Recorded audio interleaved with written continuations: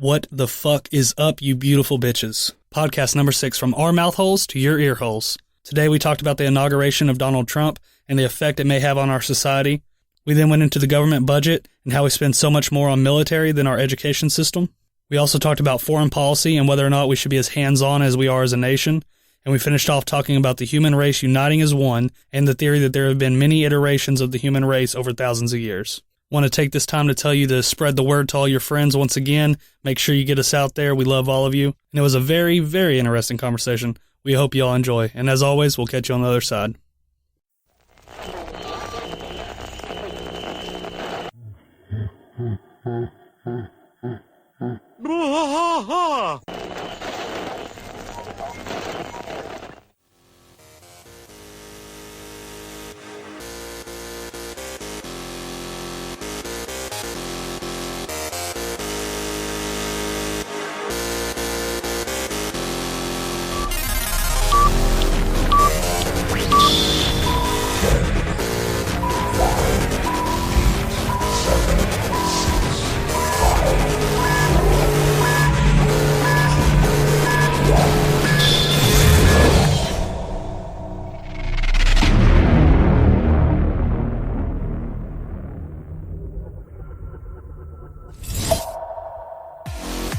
You are now listening to the Random Words Podcast, a podcast about nothing and everything. Prepare your anus. Thanks for joining us once again here on the Random Words Podcast. I'm Jason, he's Matt. What's up, motherfuckers? And we're here to put some random words in your ear holes.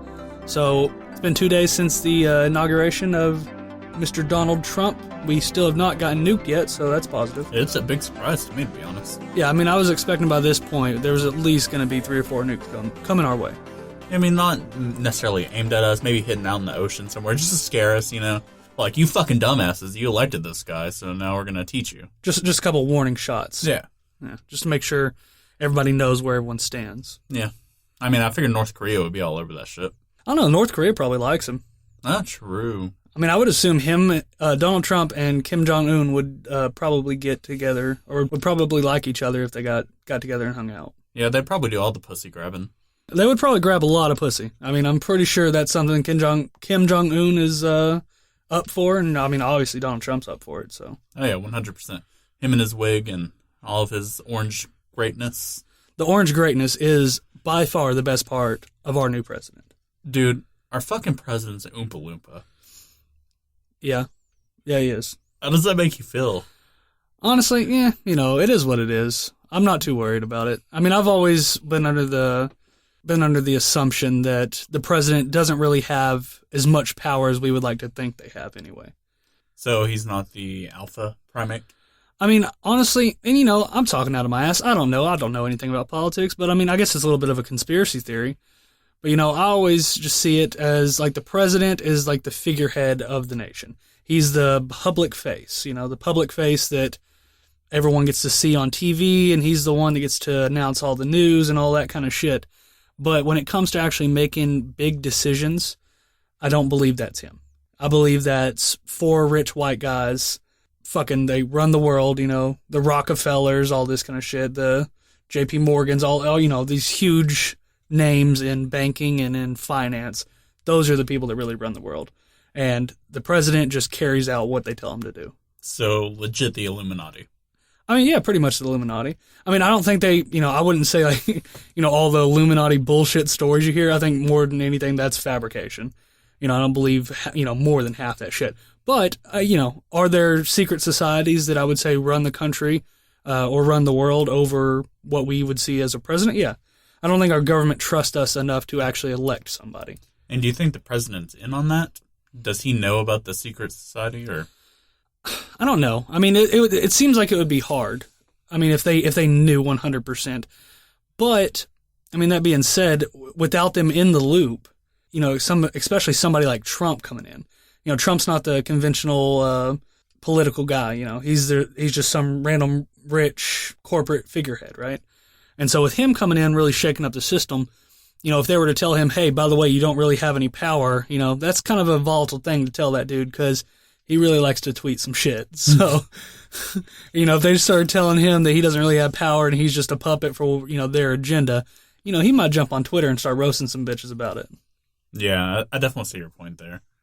He is pretty fucking volatile. I mean, he's definitely said some interesting shit on Twitter. He said some interesting shit, but I mean, do you think that's how he actually is? I mean, in your honest view, like if you were to sit down and have a conversation with the man, no cameras around, no recordings, nothing, have a conversation with the man, do you think he's as, I don't know, arrogant and semi-crazy as he comes off to be, or did he just do that to get the votes? Maybe not originally, but I think at this point, after he's been living this role for so long, I think he is probably now. See, I don't think so. I think he has played the system perfectly. Do you? I see him as a troll. Like, he's just like an internet troll to me. And what he's done is he's played the fucking system, and he got the votes because he played the system properly. Like, it sucks to say, and it feels bad to say, but it seems like the general population, of the United States, like, they don't really think too much about shit like that. They just want to go home, watch, reality TV and shit like that. And he was fucking on reality TV. So, I mean, he's already got a foot in the door there. So his name's already synonymous with millions upon millions of people that watch reality TV on a daily basis. And so I think he already had the branding for it. And then he came out and started shaking up the system, and he threw the exact shit he needed to throw at the people to get voted or to get voted in. I don't think that I think he trolled the United States. Now I think he's a more rational human being than he lets off to be. I think he did what he had to do to get the win, and I'm all about that. Do what you got to do to get the win. He got that W, and that's all that matters. So now I think since he's in the White House, I think you're going to see his act clean up a lot more. And that was even shown some, I believe, from the night of the election, when he actually, when the votes finally rolled in that he had the most electoral college votes, and he gave his speech. It was actually well thought out, well spoken, and he didn't grab any pussies in the speech. So I think he did what he had to do. It was a popularity contest, and there's no such thing as bad press. And he got a fucking amazing amount of press, and his name you heard on a daily fucking basis because of all the outrageous shit. And I think that made him a household name, that got him those votes, and now that he's in there, hopefully you're going to see the act clean up and him become a little less crazy. Hopefully, asterisk. Hopefully, yes. He might just be this fucking raving lunatic, and that's who he really is, and then I'm scared about nukes. But I think he just trolled us, and now that he's got the win, you're going to see him clean up his act. See, I mean, I kind of hold the same opinion as you, is that the president really doesn't have that much power. And, he is just a figurehead, a public figure. And saying that, he does have some power in just being that, because, other countries look at him as our spokesperson, as a representative of the United States. Right. And he is a crazy motherfucker. At least that's what he's shown thus far. Whether he will continue exhibiting that behavior or not, I don't know. But he is a crazy motherfucker, and that does put us in danger if he does. But does that also take danger away from us? Because you said it yourself, he's a crazy motherfucker. As far as, like, military standing, the U.S. is still up there in the top 5. So when you have this crazy motherfucker running your country, and when he's considered your commander-in-chief, and, he can go and I think he's apparently supposed to be able to attack anywhere he wants for up to 30 days without asking Congress permission because he's the commander-in-chief. So, I mean, what you just said with him being this quote-unquote crazy guy, do people want to fuck with the crazy guy? The crazy ones are usually the ones you try to shy away from and not really, try to start too much shit with the crazy ones. But at some point, the world has to realize that it gets to a point where you have no other choice but to fuck with the crazy guy. Yeah, but I don't think that's anywhere near what he is now. You don't think? He's not done anything. What has he done? Not anything yet, but I'm pretty sure he's going to before his term's up. What would he do that would start something? I don't know. Talk shit to Russia, get them to attack us. We retaliate. Russia was the ones that were proponents for him getting. Oh yeah, I know they were. But is that because they want us to fail? See, I don't think that's because they want us to fail. Because once again, I would think if what we believe to be true as far as the president not having as much power, then other world nations would know the same. Just because at that big of a level, you're going to have that same intel that, somebody else would have. So, I think that they saw him as better for them than Hillary 100%. But I don't think it was necessarily because they think he's some dumb shit that they're going to start a war with. I think it's, they found him better than a criminal. Or they just want someone else as volatile as Putin is in office. But I mean, when you have those two polar forces, I mean, if you have this one volatile person and another volatile person, that gives you a standoff. Because neither one really wants to piss off the other because you know they're both crazy as shit. And boom, America's in a Cold War again. Well, I mean, we're essentially in a Cold War now. It's the truth. See, man, what I'm scared with that Cold War is I don't want the war to get hot and spicy and come over here to America. Yeah, that would be some scary shit. Because, I mean, when's the last time that we had a war on our soil? Was it the War of 1812? I'm not sure, to be honest with you. I'm pretty sure that was the last. I mean, unless you consider, like, Pearl Harbor, I believe. But I think the only other thing that was fought was the War of 1812.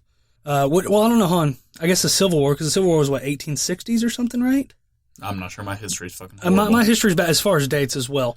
But I want to say maybe the Civil War was like the 1860s or something like that. But I think as far as a foreign war, from a foreign invader or something like that, I believe it was 1812. And I think that was against, was it the French? Mm-hmm. Right? It was the French with the Indians and something like that. So, I mean, the possibility of a war coming to our shores is definitely a fucking frightening thing.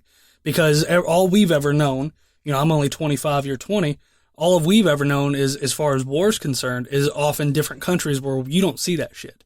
You don't see dead bodies on the street, gunshot riddled and stuff like that. So, if a war was to actually come over here, that would be some crazy shit.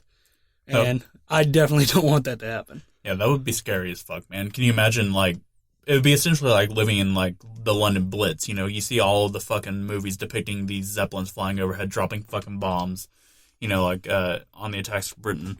And it would be like living that every fucking day. You're just having to go down to your shelter whenever you hear these fucking sirens go off, hiding from bombs and shit. That would be terrifying, man. Yeah, I mean, I can't even imagine, the countries that actually had to put up with that on a daily basis. Syria, Iraq, all the Middle Eastern countries that actually, live in that perpetual fear of having fucking bombs fall on your house all the time. I can't even imagine what that would be like. I mean, we bitch a lot as Americans do, about just other things, how we have our life, but we're fucking lucky to that right, at least. We don't have to worry about bombs falling on our fucking families all day long. I mean, that kind of fear that you would have to live in. I mean, I don't even think you can imagine something like that. Yeah, I mean, it really helps out that we are kind of on our own little plane of existence over here. I mean, there is South America, but I mean, I don't honestly think that any of them pose too big of a threat to America. Well, I think the relations with Cuba has got a lot better since Fidel Castro fell as well. Yeah. And haven't we started trading with them again now or something? And now we like can that? travel to Cuba freely and all of that. Yeah, so I mean, I think they were the biggest proponents, and I believe back in the original Cold War that Russia was funneling nuclear weapons to Cuba as well. So I think that was a big threat at that point. But at this point, Fidel Castro's gone. We've reestablished trade somewhat with them, and like you said, we can travel as well. So I think that threat has definitely gone down. So as far as anywhere else on our continent of North America or South America, I don't think there's too much animosity between us and anyone else that I would know of. That's not to say, I mean, I don't keep up with current goings on around the world as much as I probably should. But I figured if there was something that close to home, you would know a little bit more about it. Yeah, I mean, if Mexico started rolling out tanks to our borders, I'm pretty sure we'd hear about it. Exactly. I think that's something that would be plastered everywhere. Especially because we are the border. Yeah, we are definitely the border. So, I mean, what about this wall he wants to put up? Dude, there's no fucking words right there, man. Do you think it's an actual possibility? No.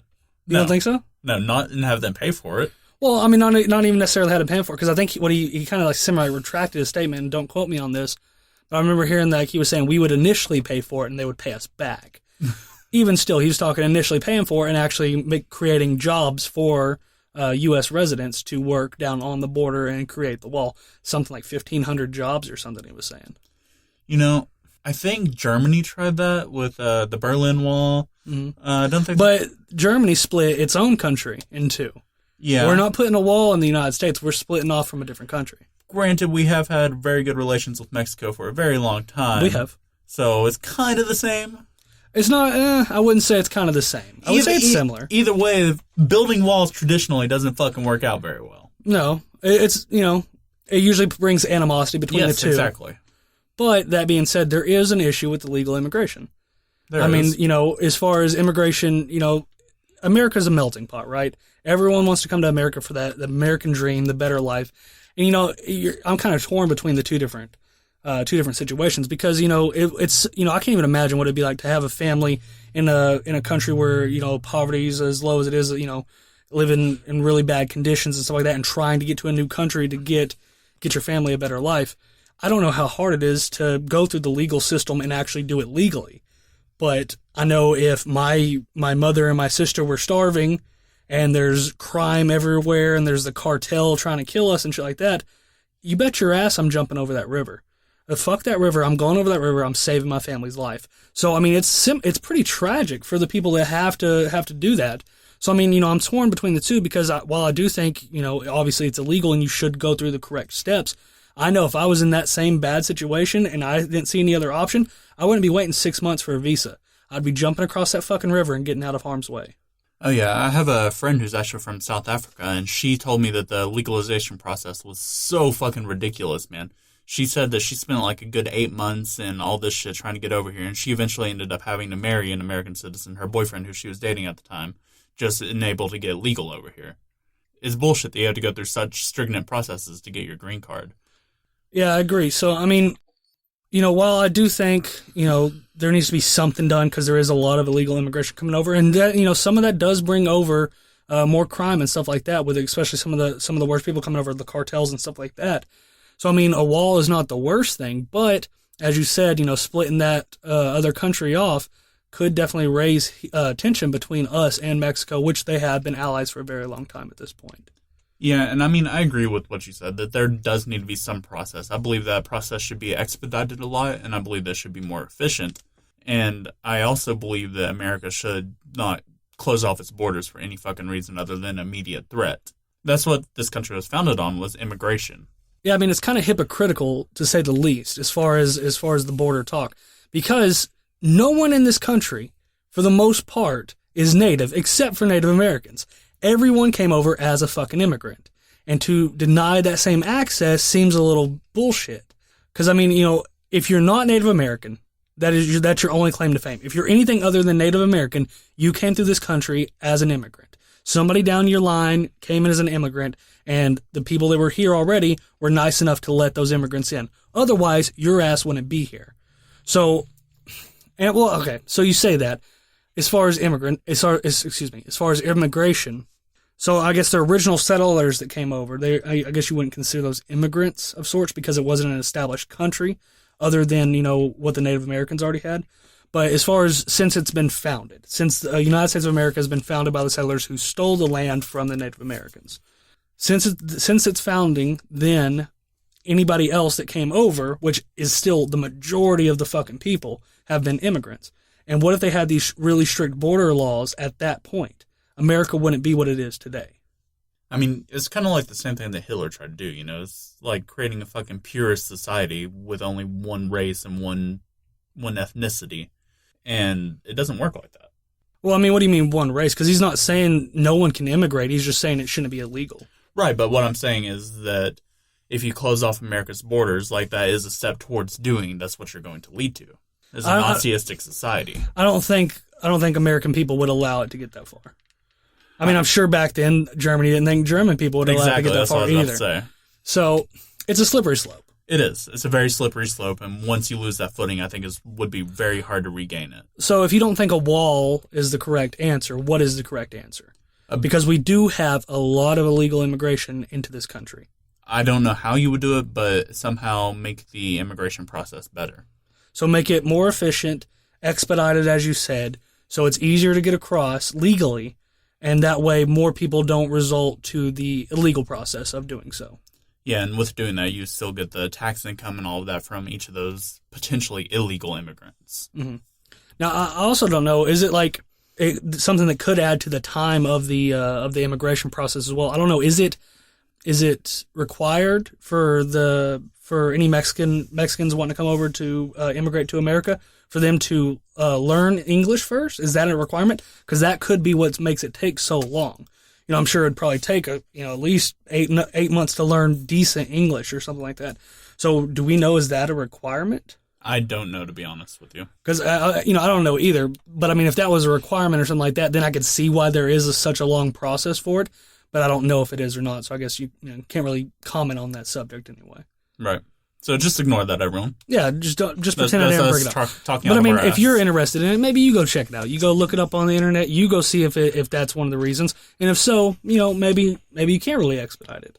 And if that's the case, then I don't know how you fix it. Is a wall the best option? I don't know. I'm very conflicted with it because I don't think illegal immigration should be a thing. However, I feel really bad for the people that are trying to use that to save their families. So I think we have to find some middle ground, some way to make that better for all parties considered. Yeah, there has to be a more efficient and better system. But I mean, besides all that, back on the subject of Trump actually being elected. So he actually lost the popular vote. So I mean, I don't know much about the political system and stuff like that, but I do know. So for those that don't, there's the popular vote and then there's the electoral college vote, right? So the popular vote is actually ballots counted for individuals in the United States that are voting. So that's essentially the every vote matters vote, right? So if you go out and vote for who you want to be president, that is going to get lumped into the popular vote. He lost the popular vote. More U.S. citizens voted for Hillary Clinton than voted for Donald Trump, right? Yeah. However, he still won the presidency. So because of the electoral college. So as far as the electoral college, each state has a number of electoral votes that differs. Is it just depending on population? Is that the only thing? Yes. So even though if a state's bigger, No, excuse me. It's not depending on population. It's depending on the amount of representatives they have in Congress. but isn't the amount of representatives then calculated through population? I'm not sure how that is. To be I honest. think that's how it is. Don't quote me on it. Look it up. But I believe that's how it is. I think the amount of representatives you have depends on how much population you have, and then that obviously then depends on how many electoral votes your state then has for the presidency. Either way, so he won the electoral vote. So that means he won more states that had more electoral college votes than she did. However, she had more American people vote for her than for Donald Trump. Now, ever since we were young, you always hear majority rules, right? And where does that come from? That comes from our legal system. That comes from a democracy. Every vote counts. So if every vote counts and majority rules, as every American kid has heard their whole fucking lifetime, how does he win the presidency over Hillary Clinton, who had more votes? It's pretty bullshit. I believe that the system's very flawed in that sense. I think that it was a good system back in 1776 whenever it was created, because you didn't have an easy method of getting word around about what the politicians believe, their different viewpoints, and their actings, how they handled themselves and all that. You didn't have a way of spreading that word around. And now you do. Now, as soon as they fucking say something they shouldn't have, that shit's all over Twitter. Now you do have people who are better informed and able to make better decisions for themselves, as opposed to how they were back then. So, and I mean, this has happened previously through other elections as well. The George Bush and Al Gore election. For those that don't remember it, if you're too young or whatever, George W. Bush, who was our president before Barack Obama, his first term, I believe it was the first term or the second term when he was going against Al Gore. I believe it was the first. I believe it was too. It was the 2000 election, I believe. Mm-hmm. So George Bush, he, once again, like Trump, won the electoral college vote. So he had more votes from more states. They had more electoral college votes. However, Al Gore had more popular votes. And so this led to Al Gore wanting a recount, and I believe it was Florida, obviously one of the biggest swing states, if not the biggest swing state out there as far as elections are concerned. He wanted a recount in Florida like 3 or 4 times just to make sure he didn't win Florida, because it was a really tight race. And it turns out that he didn't, and George Bush still won. So, I mean, is this the correct thing? Is it, should it go off the popular vote? Because some people say then it just becomes a popularity contest. So, I mean, do our representatives, should they have more of that power to influence the election with the electoral college votes, since it's based on the representatives? Should they have more of that power since we are electing our representatives to represent us? Or should every American have their voice heard through a single vote, through essentially a popularity contest? I mean, that's what it is, right? If it's just going on the popular vote, it's a popularity contest. Should it be like that? Or should we give the people that we vote in office, that study this every day, that, have legal backgrounds and stuff like this, they understand the system more, should they have more of an influence with those electoral college votes, or should it be a popularity contest?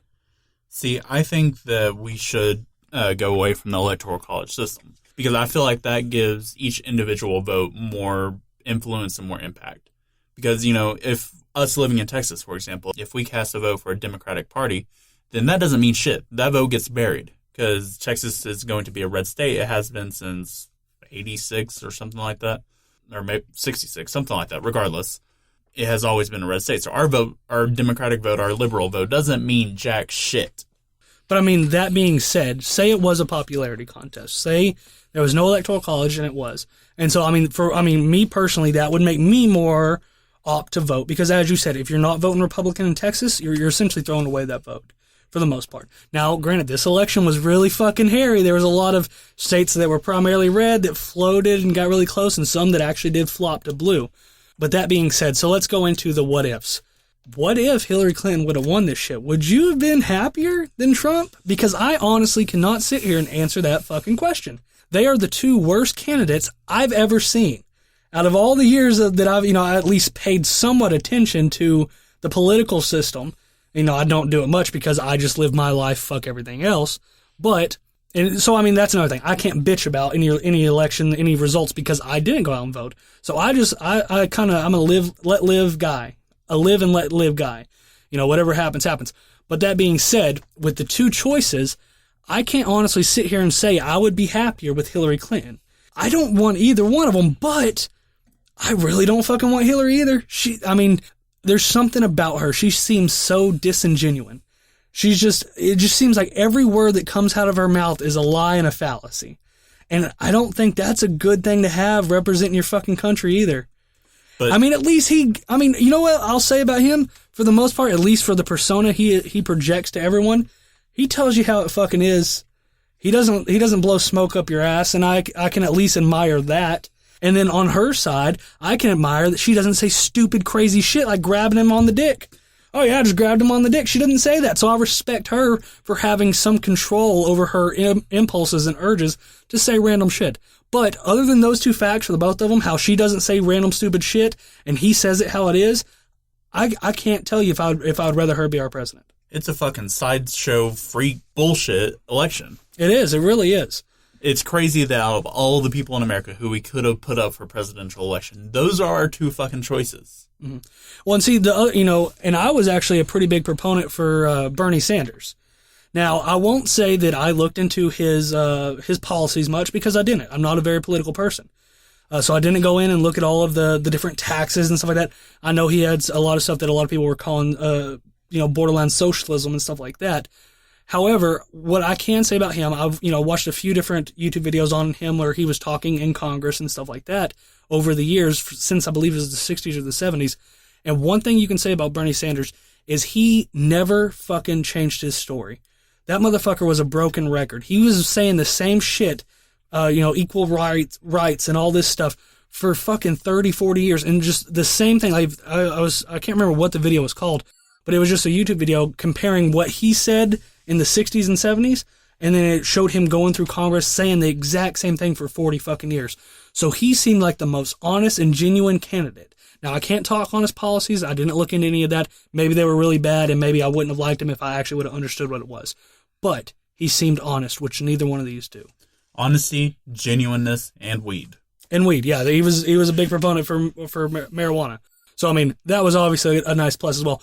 But I just don't want, I don't want the fucking dishonest, lying, cheating, stealing, killing. Obama, to me, while, some of his policies might not have been the best, he at least was charismatic, well-spoken, and seemed to hold some kind of fucking dignity for what the United States was supposed to be. Now, like him or hate him, I know we have people in our family that don't like Obama, and that's fine. We have others in our family that voted for Obama. But what I will say about him is I never felt like he was, I never felt like he needed to watch his mouth. Like, hey, yo, dog, you're talking to Putin. Can you just chill on it a little bit? And while some people might find that subservient of some sort where, like, he just seems like a bitch and, he's going to get rolled over by, Russia's just going to fucking eat his lunch or whatever and think he's like a little twerp or some shit. Do you also want the cowboy that's fucking ragtag, I'll kill any motherfucker out there? I don't want either one of those. I think you need to find a happy medium. Yeah, we definitely don't need Zenyatta, but we also don't need fucking McCree in there. That's true. I do not want McCree in my shit. So, I don't know. It's definitely an interesting election, to say the least, and it's probably going to be down in the books as one of the most historical elections we've ever had. But I just don't know about it, man. I don't know what he's going to do. And I mean, once again, I don't even know if it matters, because I don't know if there's, if their agenda actually matters. I think they're a public figurehead that everyone can look to and say, that's our president. But when it comes to the real fucking decisions, I think it's other people behind the curtains pulling the strings. So I don't really think it matters. However, for a public figurehead, can you say right now who you would want between Trump and Clinton? No. I can't either. And that's a bad spot to be in for the American people. I agree. It's terrifying that we've come to this. Yeah. So thankfully, our presidential system isn't the only system that's kind of fucky here in America. So what are you talking about? I'm talking about our spending issues. Okay, yeah, you were saying you wanted to bring this up. So go ahead and talk about what you were telling me a little earlier.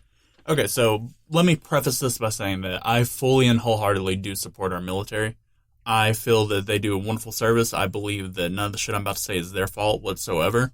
That is the people up in higher power that it is. So in saying that, 53.71% of our fucking discretionary spending budget is towards our military. And so that's just the budget for America in general, right? That's 1/3 of the total budget. There's a couple other things that go towards like immediate needs, but that's like the optional spending shit. Okay, so for all the optional spending, 53% of that goes to the military. Yeah, just to put that percentage into numbers, the total budget is $1.11 trillion, and the military spending budget is $598 billion. $598 billion. Yeah. And the next lowest under that would be government with $72.89 billion.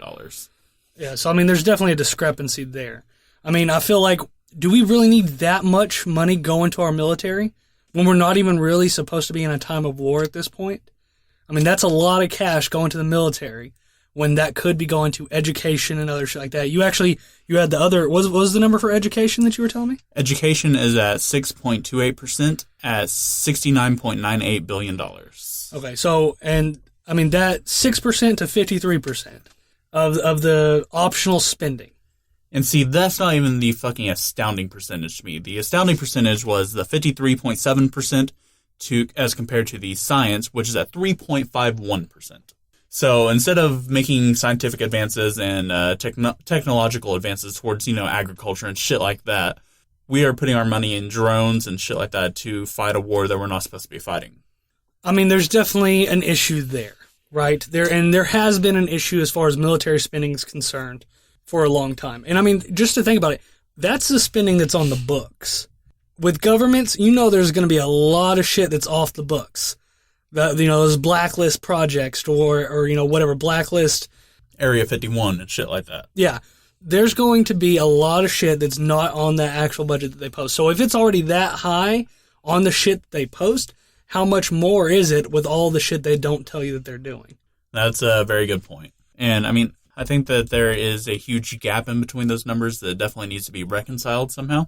Because, I mean, if we're fucking funneling that much money towards military and not towards education and science, I think that that's where America's downfall is. Yeah, so I mean, as far as education, I mean, it just seems like right now it's so hard as far as to pursue any further education other than public school system.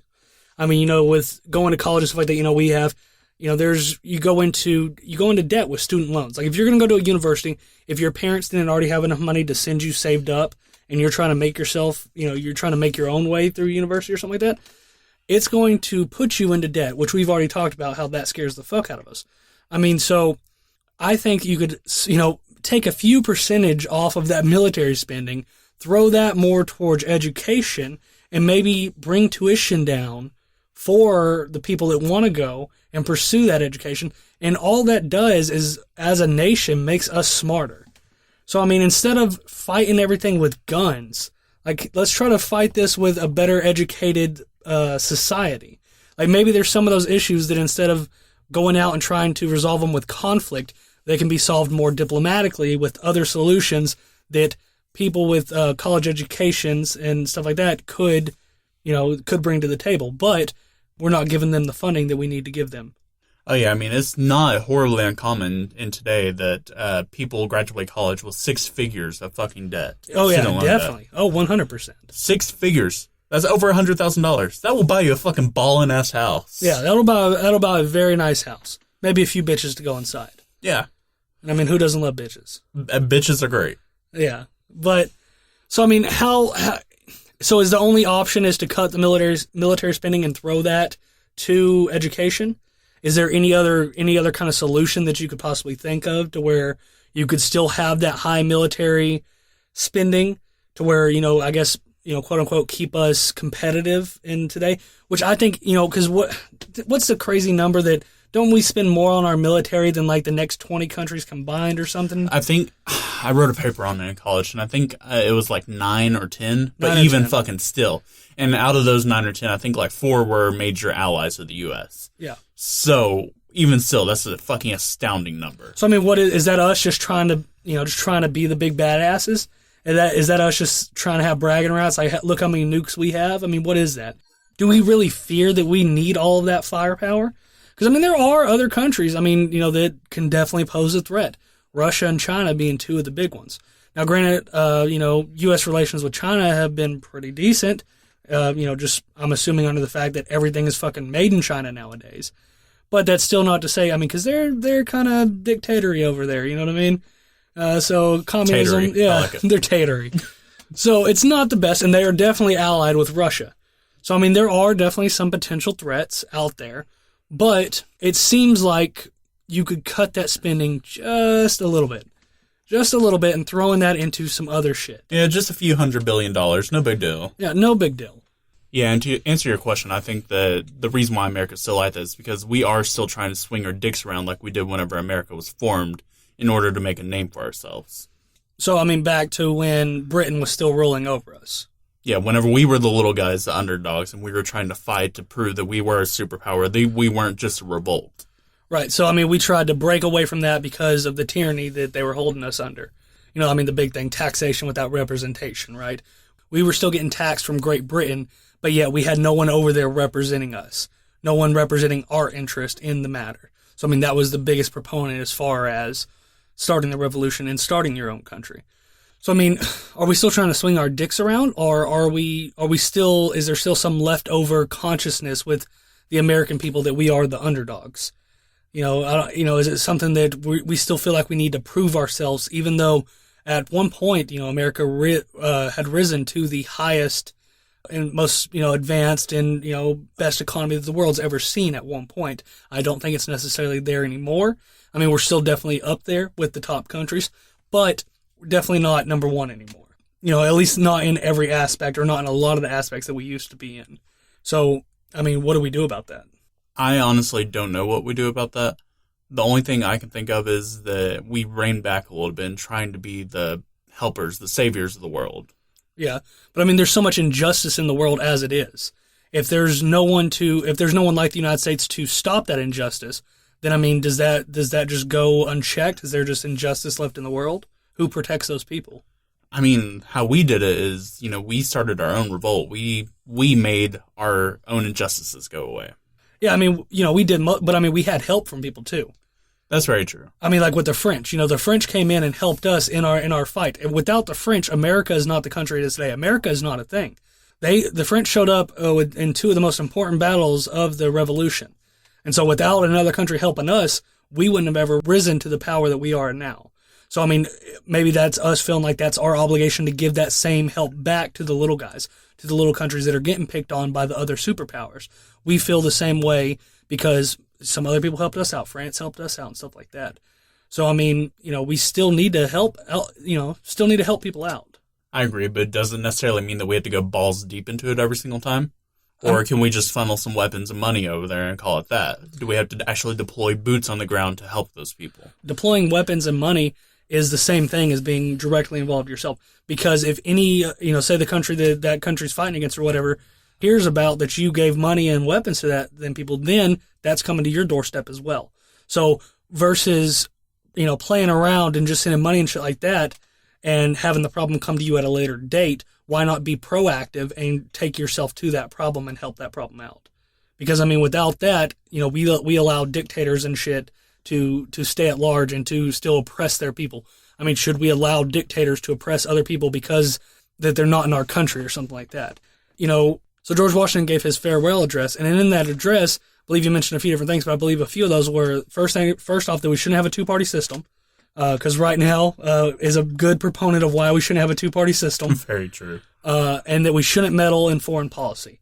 We should let bygones be bygones and, take care of ourselves, do our own thing. So, I mean, that's what one of our greatest leaders that we've ever had in this country said, was to leave it alone. However, can you say it's morally correct to not help out in those situations, to where when we were in that same situation, we had to help? I think at some point America has to stop and focus on its own shortcomings before it can go meddling in global affairs. I mean, I agree. It's a good point to come with. It just seems like there's so much bullshit in the world, right?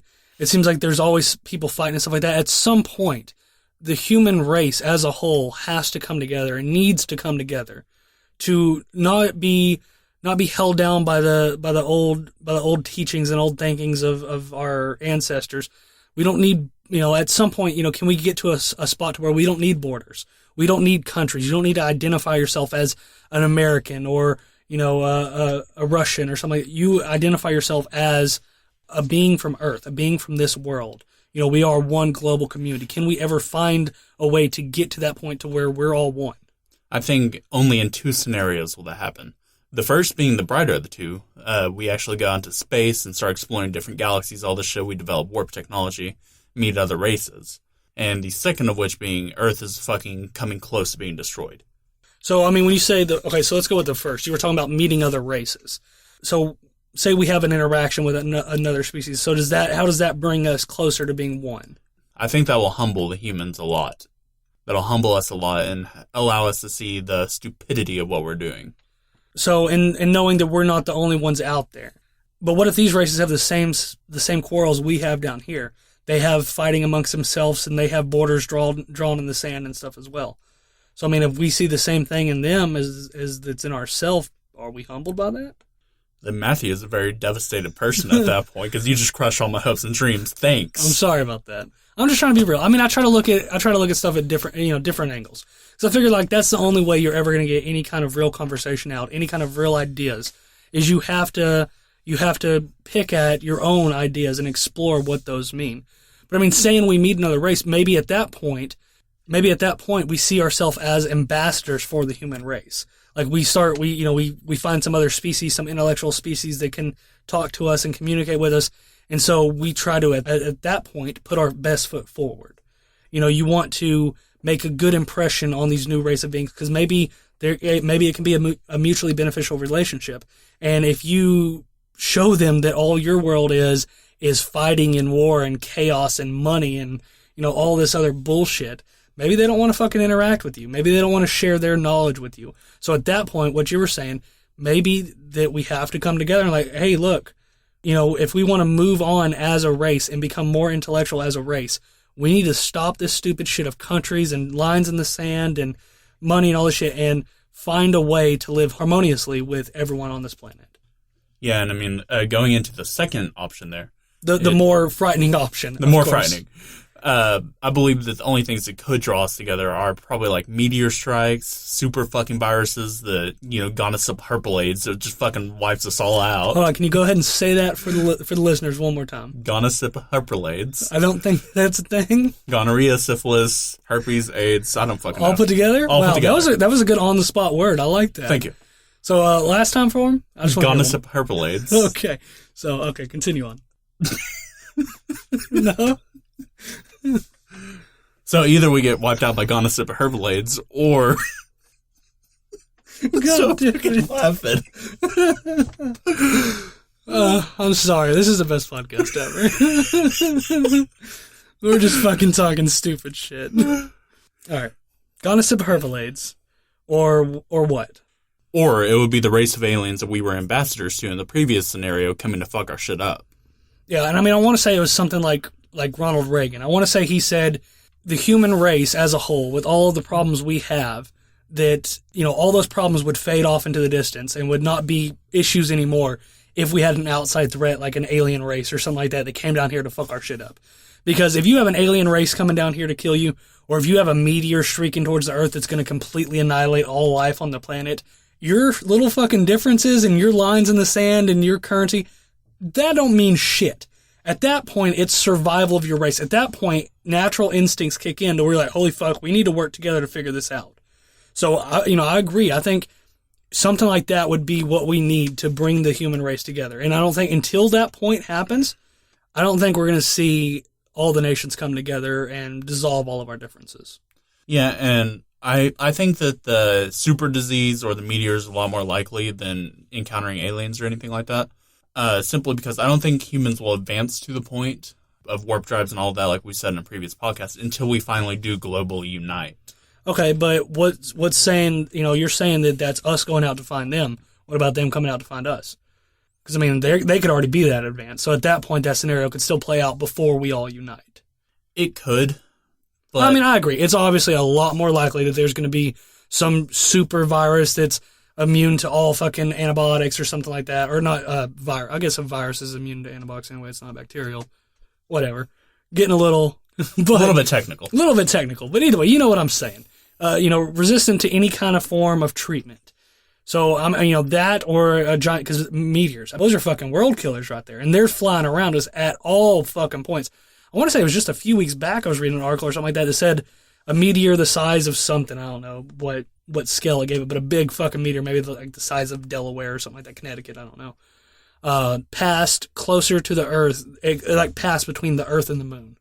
So between us to the moon, that meteor passed. And if that would have fucking hit us, it would have been bad.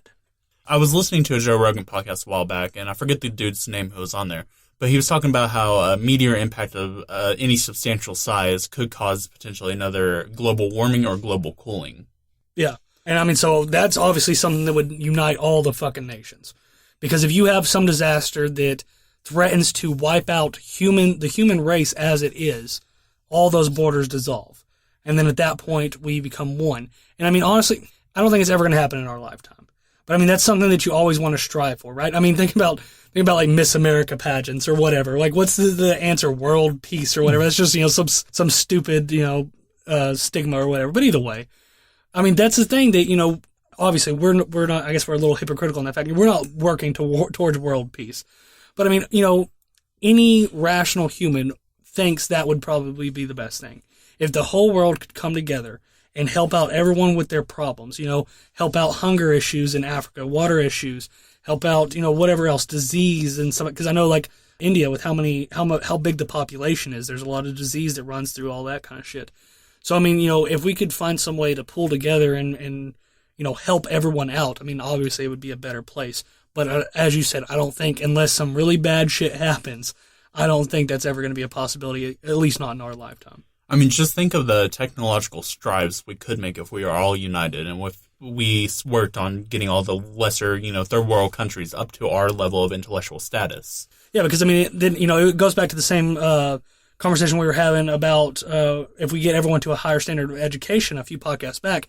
Because if you have more of those great minds working on those same issues, those quantum mechanics and stuff like that, it can push the world or push us to a better place a lot faster. So saying that we do end up getting to that point where we no longer have lines in the sand, do we still elect one lead primate? I mean, I don't think at that point, if you're running the whole world, I don't think there should be a head, the top person of that point. Hell, I don't even think we should have that now.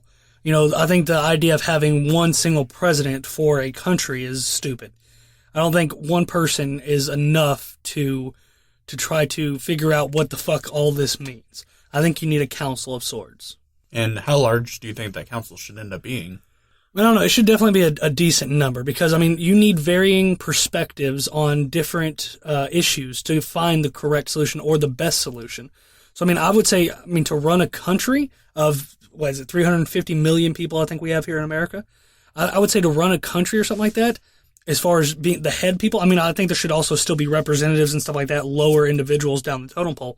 But as far as like the head position, I think there should be a council of at least maybe 10 or 15 people or something like that.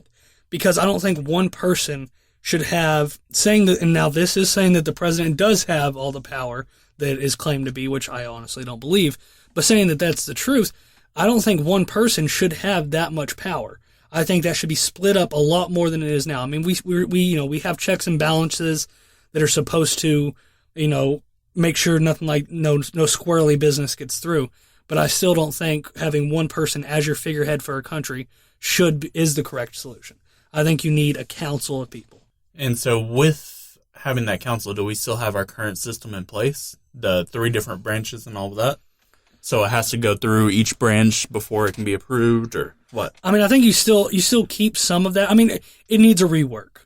I mean, it needs smarter individuals than me and you in a closet sitting down to think about the actual real problems here, thinking about all the different circumstances of what would come up, how to handle different avenues of thinking processes and so forth.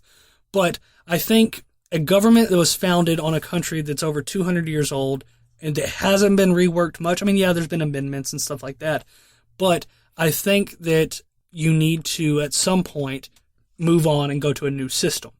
I think you need to try to, I don't know, draw inspiration from all different kinds of governments in the world, including ours as what it is today, and try to strive to find a better solution, because there's not a single government out there that is 100% great. There's good and bad aspects to all governments. There's good aspects to socialism. There's bad aspects to socialism. Same with democracy. Same with oligarchy. Same with everything out there.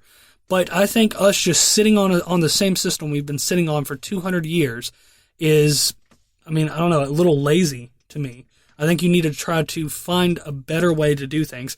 And the only way to do that is to let go of the old ideas that we've held, and to try to find a better way. There's always a better way to do something. And think about it, we've innovated on everything. We've innovated on transportation. We used to use horse and buggies and stuff like that. We moved to cars. Now we have airplanes and self-driving cars. We keep innovating on transportation. We innovate on agriculture. We used to use a plow with horses. Now we use these giant combines that some are even fucking automated that do their own shit. You innovate on every other aspect in the government, every other aspect of running a country, but you leave the government the same for 200 years? I don't think that's how it should work. Innovation is the key to fucking everything. It's the key to making the human race a better thing. And when you innovate on everything else in every other aspect of the life, but you leave the government the same, almost the same for 200 years, I think you're doing something wrong there. Yeah, I definitely agree with that. And I mean, at this point, the American government has completely stagnated. It definitely has. We have come to a standstill, and we aren't progressing as with technology is. I believe that the only way for us to fix that is to try something else. I mean, because we are never going to know if a council will work until we fucking try it. Yeah, but I mean, so many people are so stuck on that, well, this is how the country was founded. That is true. That's how the country was founded. But what worked 200 years ago might not necessarily be the same as it is today. 200 years ago, we needed representatives because you didn't have an easy way to travel or to cast your vote or to get that information to people. Now with the internet, you have that information and that capability at your fucking fingertips. So whereas, yes, that's what it was founded on, and some of those core ideals are still good today, that doesn't mean you can't innovate. It's not sacrilege. It's not a horrible thing to try to innovate and improve on your inconsistencies in government. And do you think that sense of sacrilege is something that's ingrained in us by our government, so we don't push innovation, so we don't push for a change, for a revolt? Well, I mean, there's definitely some of that there. Those that are in power want to stay in power. They all the senators and stuff like that. And I think, like the Supreme Court justices, right? They have life terms. They're in there for fucking life. When they get appointed by the president, they are a Supreme Court judge for fucking life. So that's, potentially like 20 years of the same ideas. Probably not that long, but still a fucking long-ass time of the same ideas being perpetuated on this country. Yeah, and I mean, with terms like that, I mean, there should never be a life term. That's stupid. There should never be an appointment.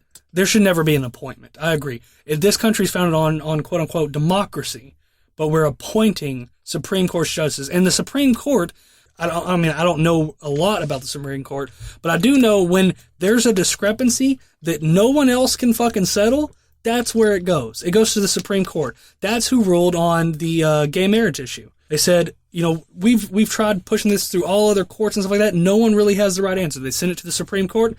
The Supreme Court says, you know what? It's fucking stupid not to allow gay marriage. It's allowed in this land. That's the final rule. The Supreme Court is the final rule of the land. And to allow the same ideas, as you said, to be stuck in that same office for 20, 30 years, however long it is, before they get pushed out by somebody else that was appointed, not even elected, appointed That's stupid.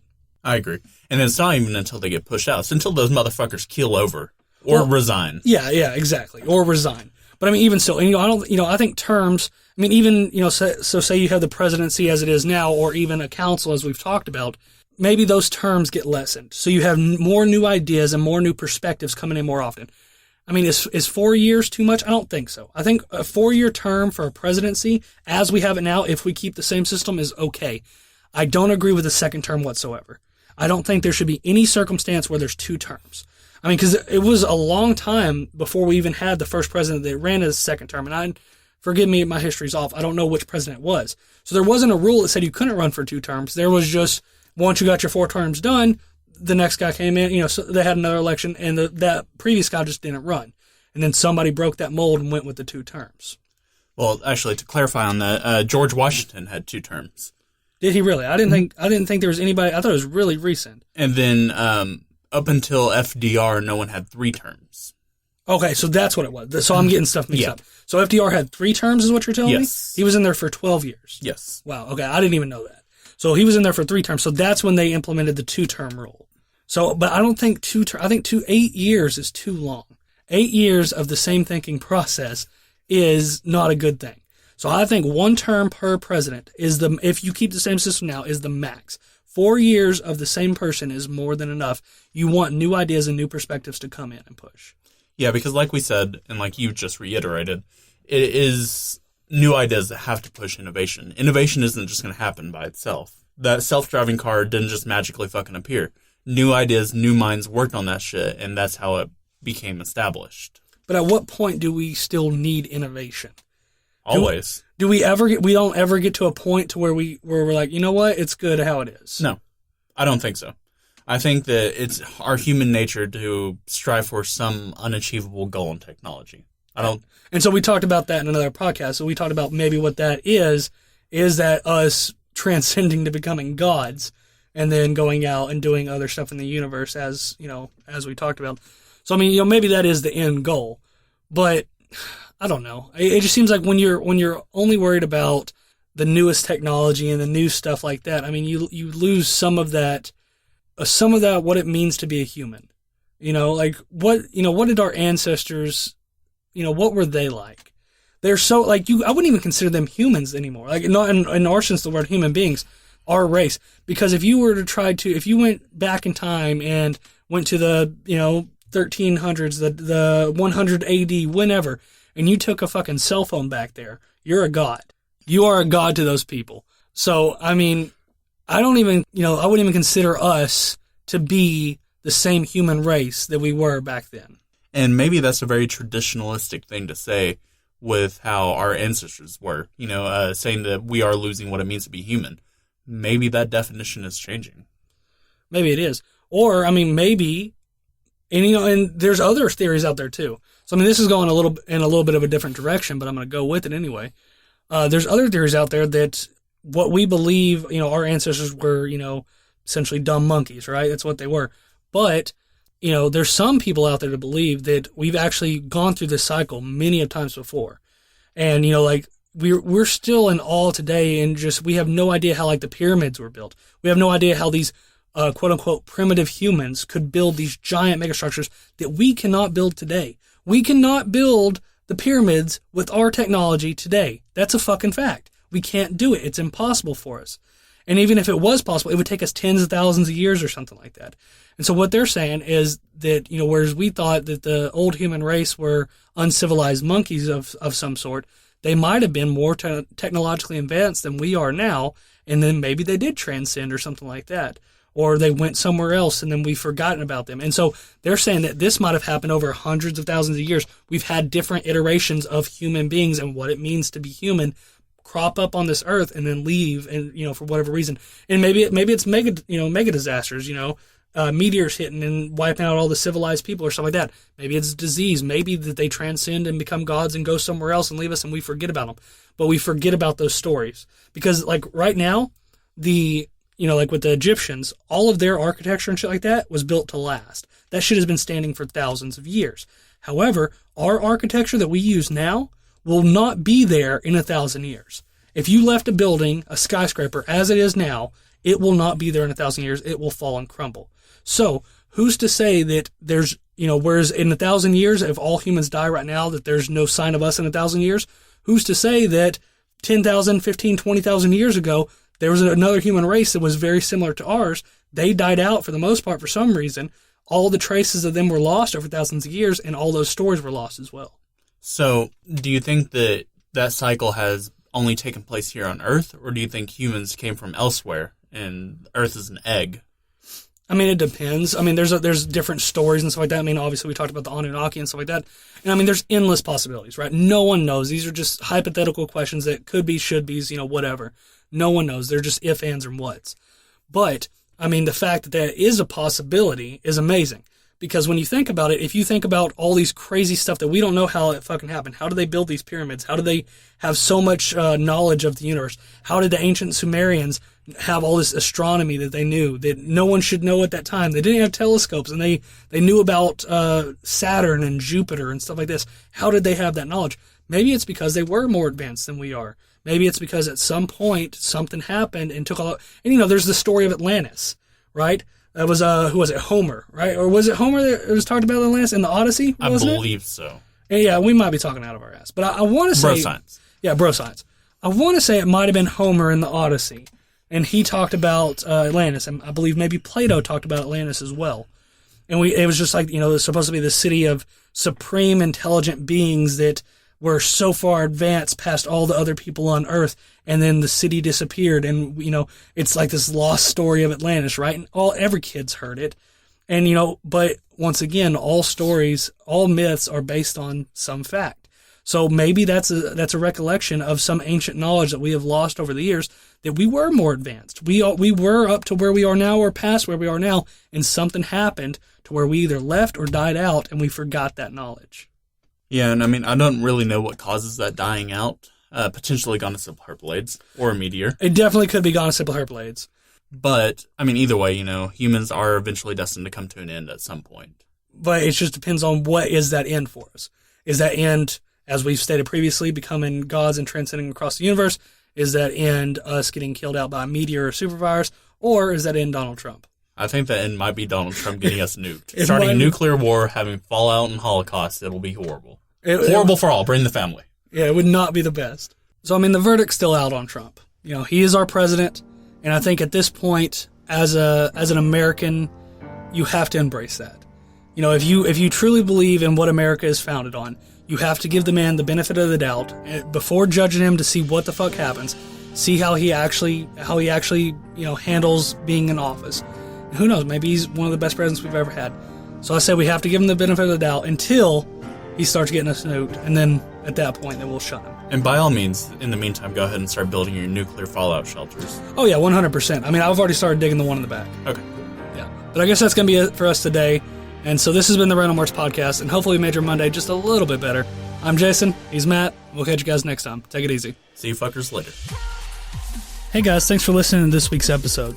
But in the meantime, if you're wanting to keep up with the show, there's a few different places you can reach out to us at. We're on Twitter at RandomWordsCast, Facebook.com/The Random Words Podcast, and you can find our archives on YouTube. Also, if you want to send us an email, hit us up at therandomwordspodcast@gmail.com. And don't worry, we'll be back next week to fill your ears once again. Stay beautiful, you fucks. The Random Words Podcast will shut down in 5, 4, 3, 2, 1. Goodbye.